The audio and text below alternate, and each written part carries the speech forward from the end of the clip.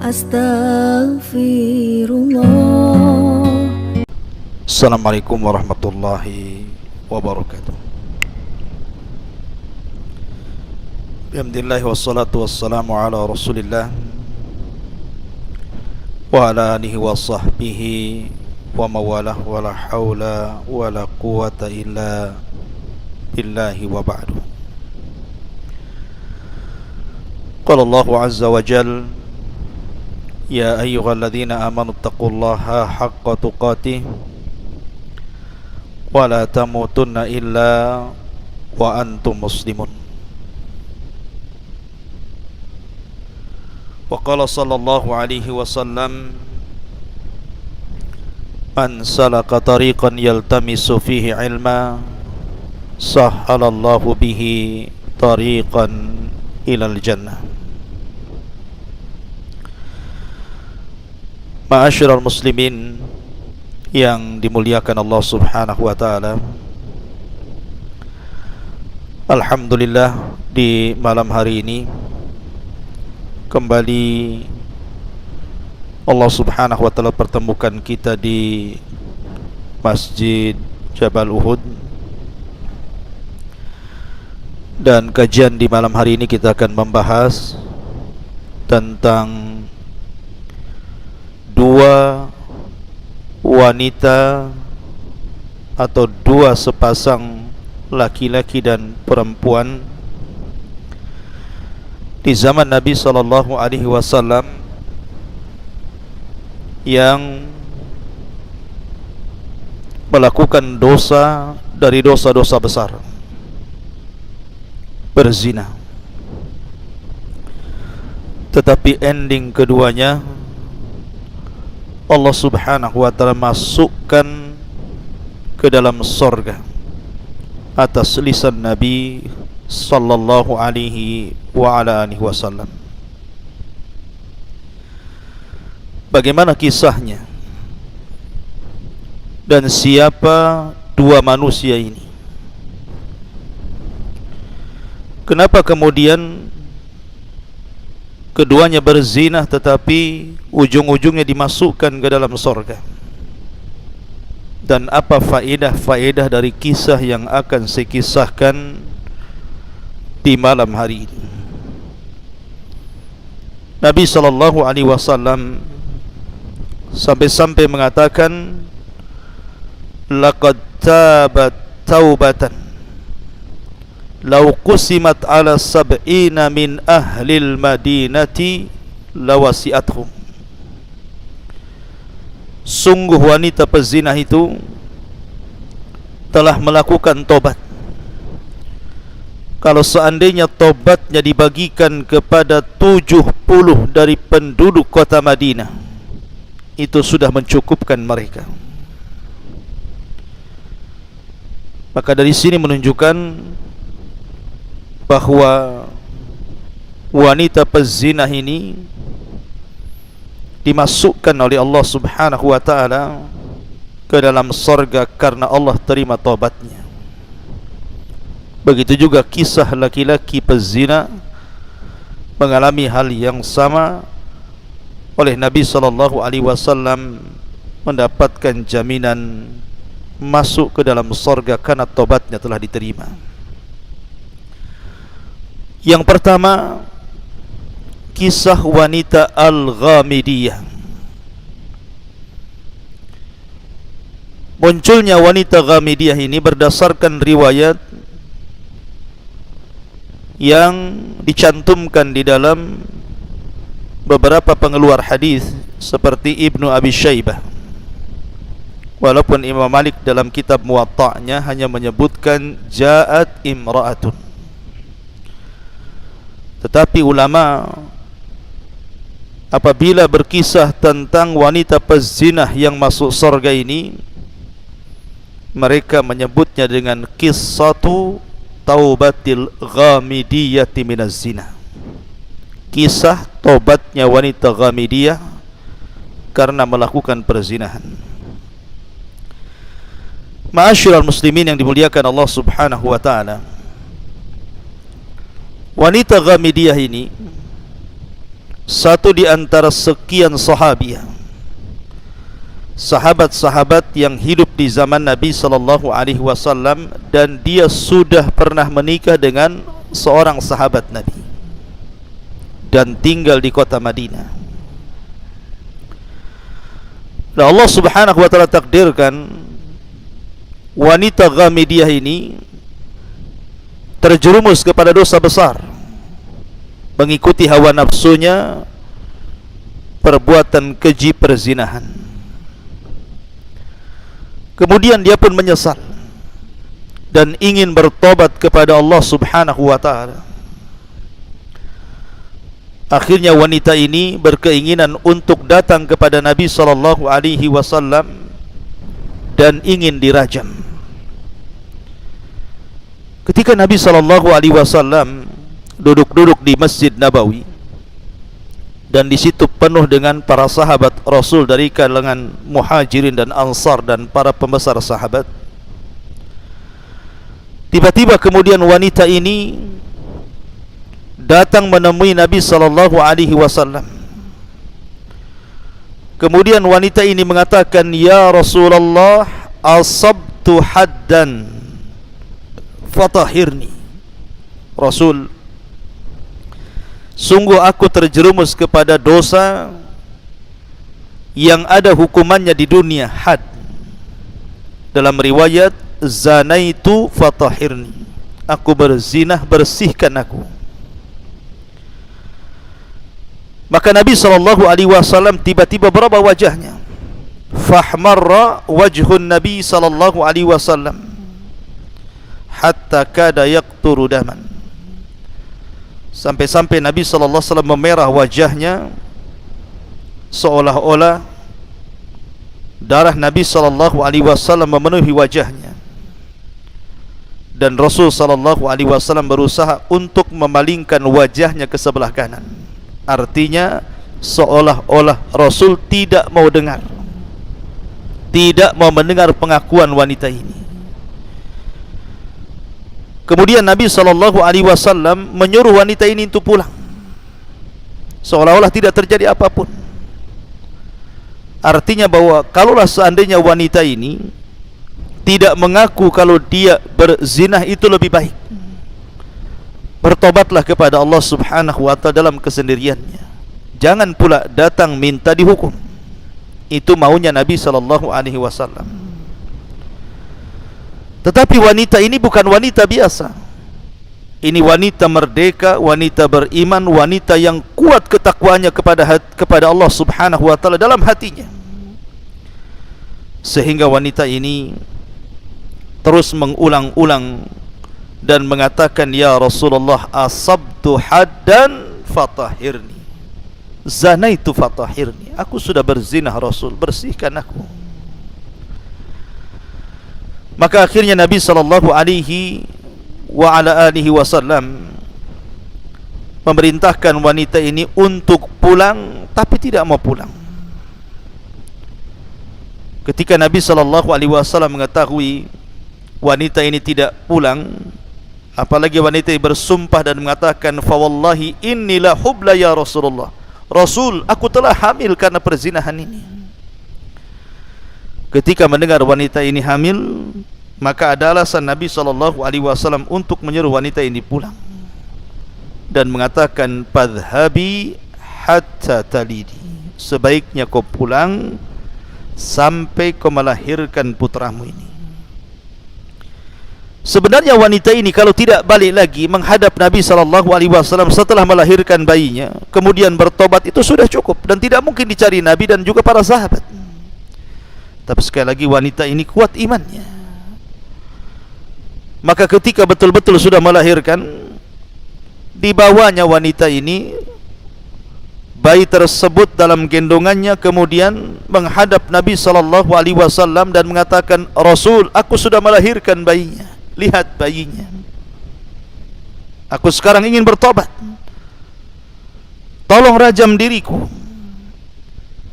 Maka Nabi SAW kedua kalinya mengatakan, "Idhabi fardi'ihi hatta taftimihi." Sebaiknya kau pulang besarkan dulu bayimu. Kalau engkau dirajam kemudian mati, siapa yang akan merawat bayimu? Siapa yang akan menyusui bayimu?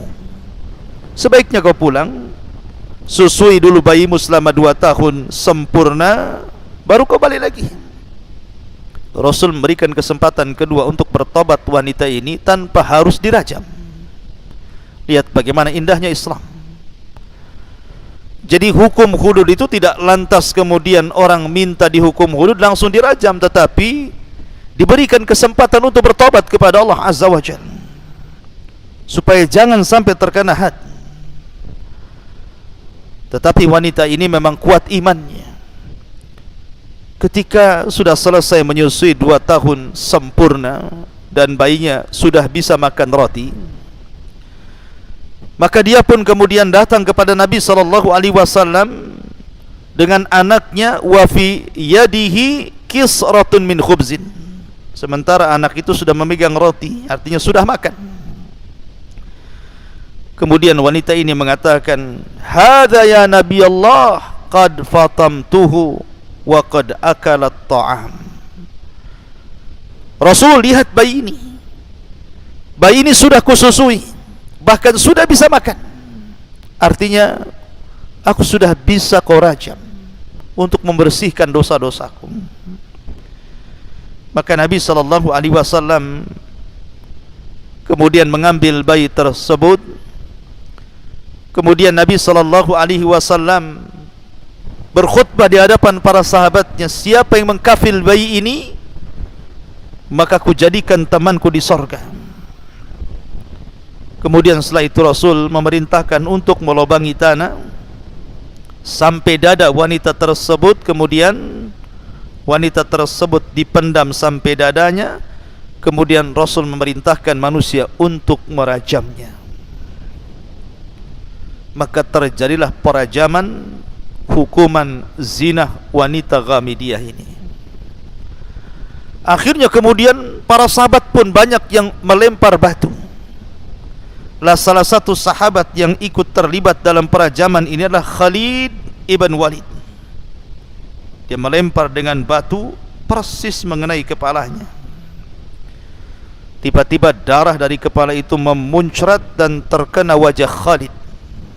Khalid pun emosi, fasabbah, dia pun mencaci wanita itu. Tetapi cacian itu sampai ke telinga Nabi SAW. Maka Nabi SAW mengatakan, "Mahlan ya Khalid, mahlan ya Khalid." Pelan-pelan wahai Khalid, jangan seperti itu, jangan kau maki dia. "Fa walladhi nafsi biyadi, laqad tabat taubatan law tabaha sahibu maqsin la ghufira lah." Wahai Khalid, demi yang jiwaku berada di tangannya, sungguh wanita itu telah melakukan tobat yang kalau seandainya dilakukan oleh pemungut pajak, sungguh Allah akan mengampuni dosanya. Dalam riwayat, laqad tabat taubatan law qusimat ala sab'ina min ahlil madinati lawasi'athum. Sungguh wanita itu telah bertobat yang kalau tobatnya dibagi-bagi kepada 70 manusia, 70 orang dari penduduk Madinah, itu sudah mencukupkan bagi mereka. Sebagaimana riwayat Muslim. Lihat, ma'asyiral muslimin yang dimuliakan Allah Azza wa Jalla, adakah wanita seafdal wanita ini? Justru maksiatnya, zinahnya mengantarkan dia menjadi wanita mulia. Karena keikhlasan tobatnya, wallahu yuhibbu tawwabina wa yuhibbul mutatahhirin. Karena Allah suka dengan orang yang bertobat, dan tidaklah orang bertobat kecuali setelah melaksanakan maksiat. Ma'asyiral muslimin yang dimuliakan Allah Subhanahu wa taala, ini kisah wanita Ghamidiyah. Kemudian di sana ada kisah laki-laki dari kabilah Aslam, namanya Ma'iz ibn Malik al-Aslami radhiyallahu an. Ma'iz ibn Malik al-Aslami radhiyallahu an. Dan Malik ini, ma'asyiral muslimin yang dimuliakan Allah Subhanahu wa taala, dia seorang anak yatim yang diambil dan diasuh oleh seorang sahabat namanya Hazzal ibn Nu'aim. Hazzal ibn Nu'aim. Lalu Allah takdirkan Ma'iz ibn Malik al-Aslami ini berzinah dengan seorang budak wanita. Berzinah dengan seorang budak wanita. Akhirnya dia pun mengaku kepada ayah angkatnya Hazzal ibn Nu'aim radhiyallahu an. Tentu Hazzal seorang sahabat Nabi. Man ra'a minkum munkaran falyughayyir biyadi. Siapapun yang melihat sebuah kemungkaran tentu akan merubah dengan tangannya, dengan kekuasaannya, karena dia ayahnya, ayah angkatnya yang merawat Ma'iz ibn Malik seorang yatim ini. Maka dia pun meminta kepada Ma'iz ibn Malik untuk datang kepada Nabi SAW dan mengadukan perkaranya. Karena Ma'iz ini juga sudah menikah, artinya dia muhsan dan dirajam hukumannya. Maka datanglah Hazzal kepada Nabi SAW bahwa Ma'iz ibn Malik yang telah berzinah dengan jariyah, dengan budak wanita, dan melaporkannya. Maka datanglah kepada Nabi SAW sementara Rasul berada di masjid. Kemudian mengatakan, ya Rasulullah, inni zanaitu. Kata Ma'iz, Rasul, aku telah berzina. Aku telah berzina. Fa'arada anhu Nabi SAW. Tapi Rasul tidak mau melihat Ma'iz, seolah-olah tidak usah ngaku. Tapi Ma'iz berteriak lagi, ya Rasulullah, inni zanaitu. Rasul, aku telah berzina. Sampai 3 kali Rasul tidak mau melihat Ma'iz. Sampai Rasul mengatakan, waihaka, irji fastaghfirillah wa tub ilaihi. Celaka engkau wahai Ma'iz, pulang kau, pulang sana, mintalah ampun kepada Allah Azza wa Jalla, bertobat kepada Allah. Artinya Rasul tidak mau menerapkan hukum hudud di sini, memberikan kesempatan kepada Ma'iz sama dengan wanita Ghamidiyah untuk bertobat, tidak usah ngaku. Karena pengakuan dalam Islam itu sekuat-kuat dalil, tidak perlu saksi kalau sudah ngaku. Akhirnya kemudian, karena dia terus mengatakan, tahhirni ya Rasulullah, faqad zanaitu, bersihkan aku wahai Rasul, aku sudah berzina. Maka Abu Bakar mengatakan, yang ketika itu hadir di majelis itu, lau aqarrat Rabi'atu la rajamaka Rasulullah sallallahu alaihi wasallam. Ma'iz, cukup 3 kali. Kalau keempat kalinya kau mengatakan zanaitu fatahhirni, Rasul akan merajam kamu. Tetapi Ma'iz tidak peduli dengan ucapan Abu Bakar, enggak peduli dia. Maka dia pun mengatakan, ya Rasulullah, zanaitu fatahhirni. Rasul, aku sudah berzina, bersihkan aku. Ini sudah 4 kali dia ngomong seperti itu. Maka Nabi SAW mencari alasan, la'allaka qabbalta aw ghamazta aw nadarta. Ma'iz, jangan-jangan kau hanya mencium saja, tidak berzina. Jangan-jangan kau hanya melirik dan memandang saja wanita itu, wahai Ma'iz, kau tidak berzina. Kata Ma'iz, la, tidak Rasul, aku berzina. Maka kata Nabi SAW, sudah ginilah, pulanglah kamu dulu, pulang, nanti putusannya akan sampai kepadamu. Pulanglah kemudian Ma'iz. Maka Nabi SAW merintahkan sahabat untuk mengecek kesehatan Ma'iz ini. Lihat, Islam tidak langsung merajam seseorang.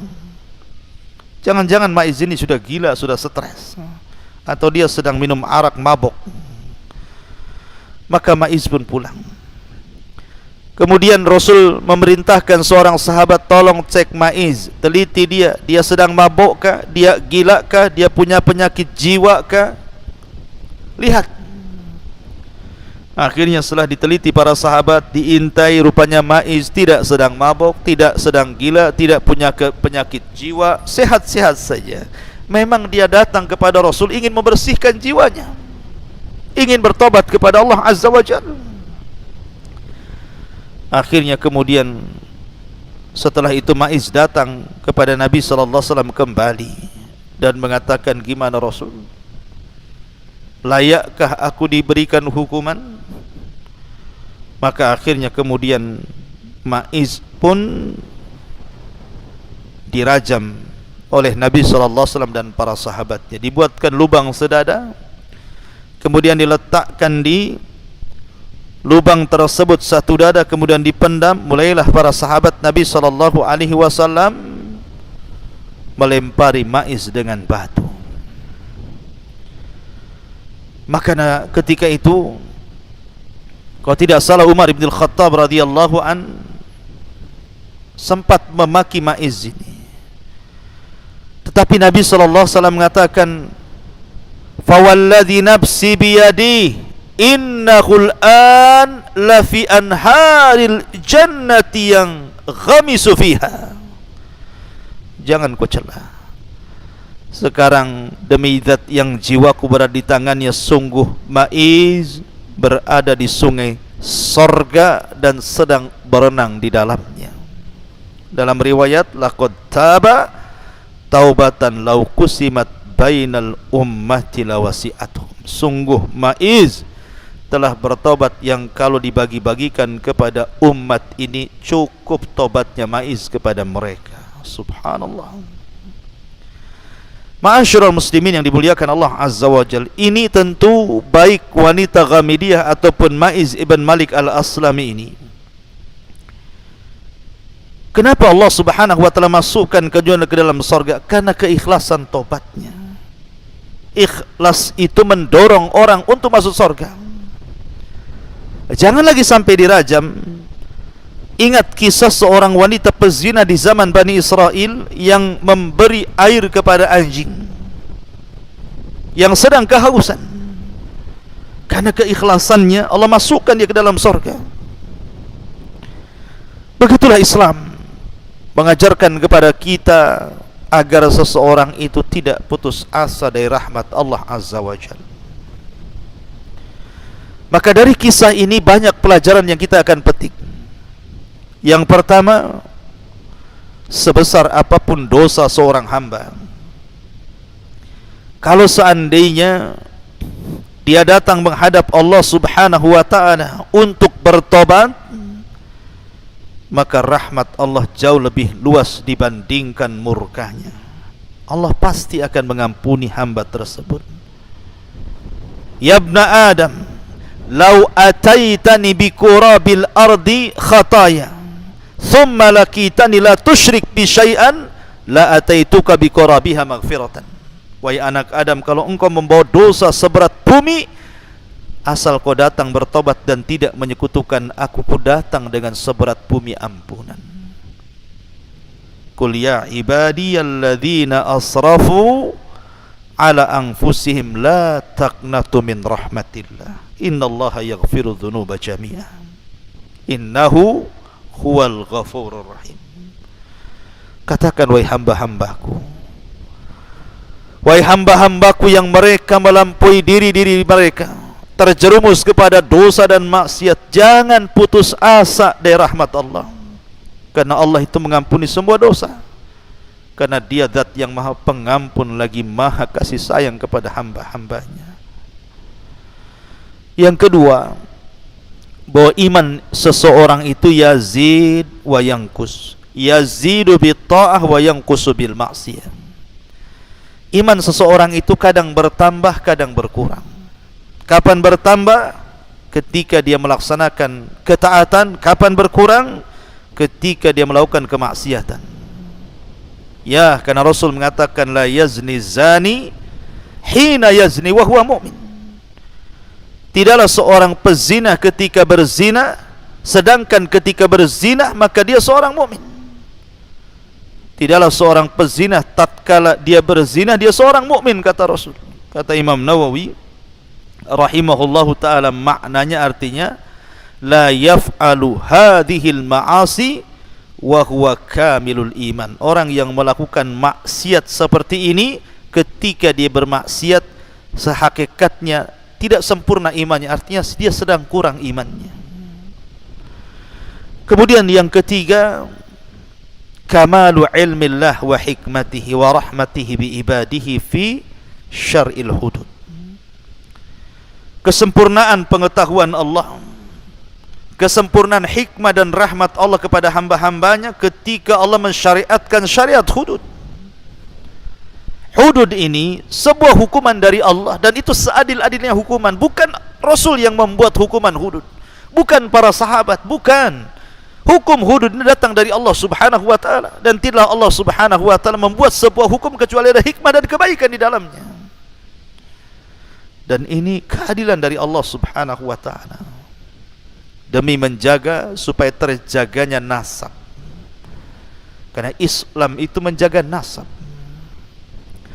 Kemudian juga di sini ada tahdzir,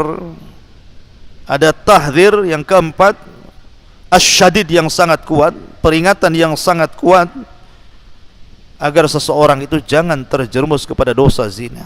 Allah mengatakan wala taqrabuz zina innahu kana fahisyatan wa sa'a sabila. Jangan dekat-dekat zina, dekat pun jangan, apalagi berzina, karena itu sebuah keburukan dan seburuk-buruk jalan. Kemudian juga yang kelima di sini ada tahdzir dari fitnah wanita, karena Rasul mengatakan ma taraktu ba'di fitnatan hiya adharru 'alal rijali minan nisa.